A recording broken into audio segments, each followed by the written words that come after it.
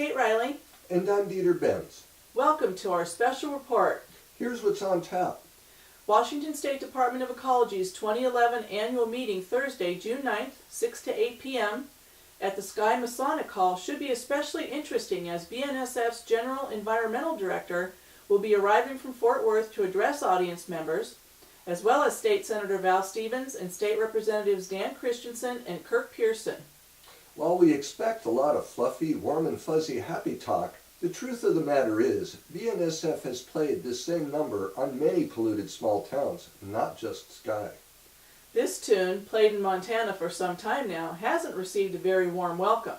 A lot of action and millions paid in settlements and court awards. Here in Sky, BNSF appears to have avoided a similar fate by befriending local officials and taking a couple of elected rail fans under their wing. Amazing what a little lubrication can accomplish.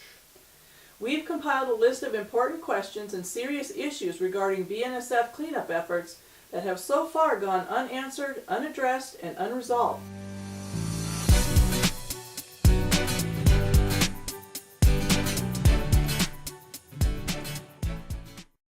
We'll begin the discussion in just a moment, but first we wanted to let you know that the complete 12-page list is available on the skykomishhotel.com archive page dated June 6, 2011. One recent article in the Monroe Monitor stated BNSF wants to leave the town viable.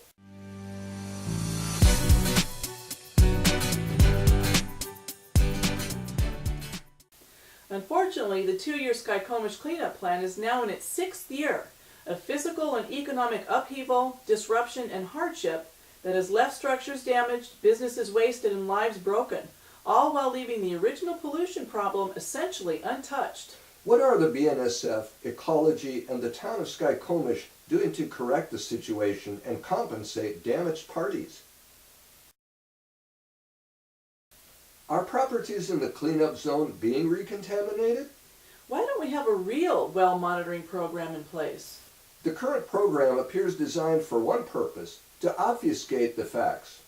You can see from the following Helena Independent Record article and the Edwards Frickle Culver News announcement that BNSF tactics aren't new, but in fact have been playing in theaters near you for years.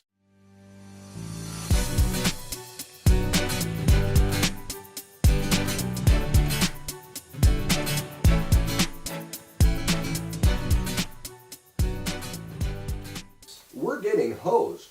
It's time for Sky to wise up. Which select council members, along with the mayor, negotiated this deal where the fox hires the guards to report on the henhouse status once a year when the water table is at its lowest level? Why isn't today's technology being employed to remotely monitor well conditions 24/7 in real time and with an automatic alert function? Is DOE protecting the environment or just cashing in by generating endless fees and permitting charges that help ensure the government ruling class won't go hungry while paying lip service to real environmental concerns? Nice idea, but similar themes are dying all across America. The recent closure of the railroad and logging camp number 6 at nearby Point Defiance Park should have served as a warning to really think this scheme through instead of letting a couple of rail fans run wild with the town's environmental legacy funding. Has this railroad theme been properly vetted? If so, when and by whom? And have other plans received proper attention, consideration, and discussion?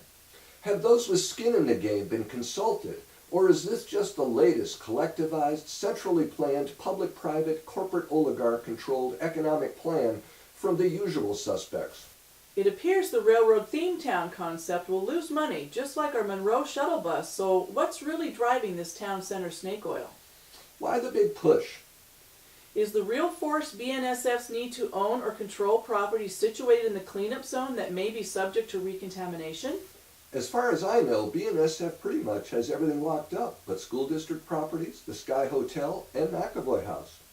Is all the foot dragging over BNSF school negotiations just a smart strategy? Everyone can see that with enrollment continuing to fall, the school will eventually be closed. BNSF should then be able to negotiate a more favorable outcome for itself. How did the McAvoy house get turned over for cleanup with fully operational utilities, but returned without operational electricity? How did the Skykomish Hotel get turned over for cleanup with fully operational utilities, yet be returned without any operational utilities? I can see how some could potentially profit by preventing property owners from using their properties, leasing them, living in them, or operating businesses, all while planning to rezone them from private to public use. This is how things work in Russia, where corporate oligarchs routinely pull elected officials' strings. I'm sure glad corporate oligarchs don't rule America.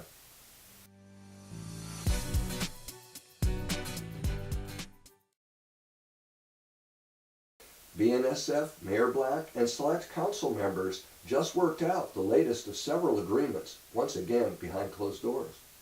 Several elected officials were recently tainted by taking money from BNSF in return for supporting the railway's preferred cleanup plan. You can see from the following Flathead Beacon article that BNSF is no stranger to this game.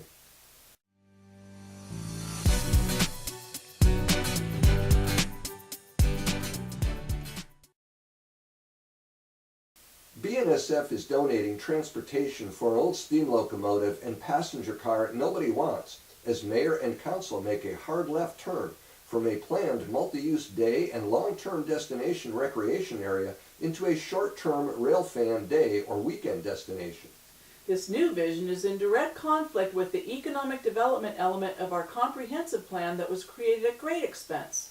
Why are we continuing to pay huge consulting fees only to have the product thrown out as the latest harebrained version of the vision is cooked up by new expensive consultants?